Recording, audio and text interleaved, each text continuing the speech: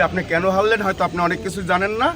আমরা যারা মাঠ পর্যায়ে শ্রমিকরা আছে, আমার শ্রমিক আজকে 35 বছর রাজনীতিক প্রেক্ষাপটে আমার যে জ্ঞানে আসে সেই শিবদে আমি যে কথাটা বললাম, যেমন পিরোজপুরের জেলা বিএনপির ভিতরে 3-4টি ভাগ, 3-4টি ভাগের একটা ভাগে আছে আমাদের অধ্যক্ষ আলমগীর সাহেব। সে যদি এমপি হয় তার কথাই তো জেলা বিএনপি হবে। তাহলে চেয়ারের আশায় বিএনপির কিছু সংখ্যক লোকজন তার সাথে গাদ্দারি করছে। আসেন পৌরসভা এবং উপজেলা নির্বাচনে পিরোজপুর পৌরসভায় বিএনপির 4-5 জন প্রার্থী আছেন। যদি আলমগীর ভাই এমপি হয় তাহলে তার ক্যান্ডিডেট আসবে। তারা আমাদের পৌরসভায় বিরোধিতা করে আমার পৌরসভায় হারাইছেন। উপজেলা নির্বাচনে 6-7 জন ক্যান্ডিডেট আছে বিএনপি থেকে। আলমগীর সাহেব যদি এমপি হন তাহলে তার শক্তিশালী হবে এবং এমপি মানে নমিনেশনটা সে দেবে। সেই সুবাদে উপজেলা থেকেও হারাইয়াছেন আমার সদর উপজেলা থেকে আমাদের বিএনপির নেতৃবৃন্দ, যারা চেয়ারম্যানের জন্য বিশ্বাসঘাতক জাতীয়তাবাদী দলের সদস্যরা, জাতীয়তাবাদী বেঈমান জাতীয়তাবাদী দলের সদস্যরা আমাদের এই সৎ এবং যোগ্য লোককে হারাবার পিছনে মূল উদ্দেশ্য। এইটাই হচ্ছে আমাদের শ্রমিক দলের পক্ষ থেকে বলা। এটা আপনারা বিবেচনা করবেন এবং মাঠ পর্যায়ে দেখবেন যে কতগুলো সত্য কিনা। অবশ্যই সফল। তলে তলে হাতে আমের জামাতের সাথে আতাত করছে, তাদের জামাতের ভোট ব্যাংক তাদের দেবে এই প্রতিশ্রুতি দিয়েছে, অমুক হইলে আপনি এই জায়গাটা যাইতে পারবেন না।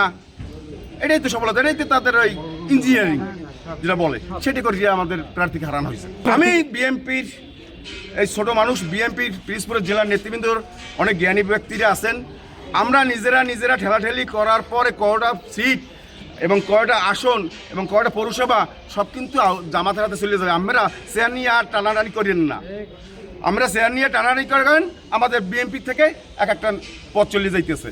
শুধুমাত্র আমরা চেয়ারের জন্য আমরা নিজেরা বেইমানি করতেছেন দলের সাথে।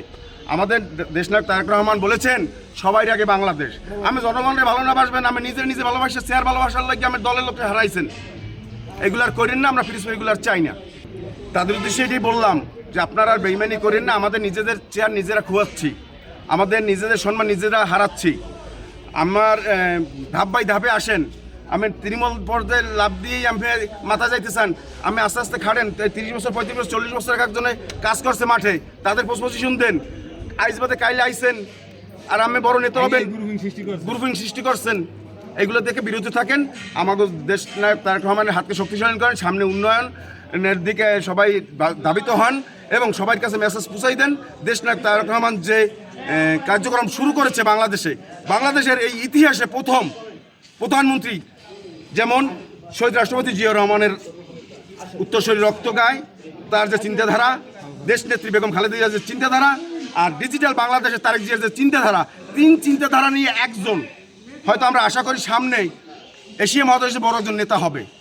আমি আব্দুল রাজ্জাক ফকির, জেলা শ্রমিক দলের জয়েন্ট সেক্রেটারি, পৌর শ্রমিক দলের সভাপতি, ব্যাটারি চালিত 3 হুইলার যান শ্রমিক দলের সভাপতি, সদর উপজেলা সিএনজি অটোরিকশা সভাপতি।